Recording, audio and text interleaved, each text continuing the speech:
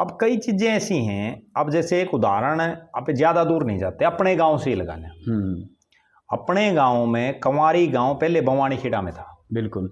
Bhavani Kheda SC reserve थी हमेशा से। ठीक है। ठीक है। और बिल्कुल यूं मान के चलो कि भवानी खेड़ा से कोई बहुत लंबा चौड़ा वास्ता भी नहीं था कंवारी का। कोई बस नहीं, कोई साधन नहीं, कोई लेना एक तहसील नहीं, कुछ नहीं। उसके बाद जब परिसीमन हुआ तो कंवारी के साथ लगते नलवा को नलवा हल्का बना दिया। बिल्कुल। बेहतर तो ये होता कि अपना गांव नलवा में आता। नलवा से तो 2 किलोमीटर है। बिल्कुल। और अपना गांव आसी में लगा दिया।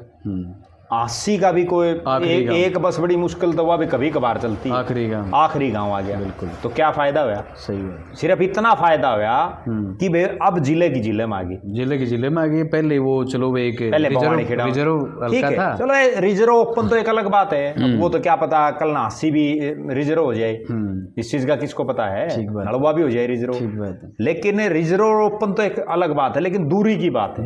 अब भी मैं आपको कई ऐसे उदाहरण हैं इस परिसीमन में।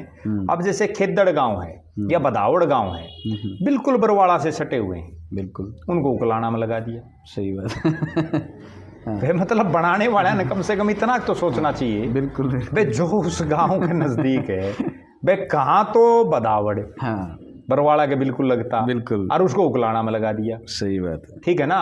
इस तरह के बहुत से उदाहरण हैं। ठीक है। जो मतलब होने कहीं चाहिए। अब बड़ुआ है जैसे गांव।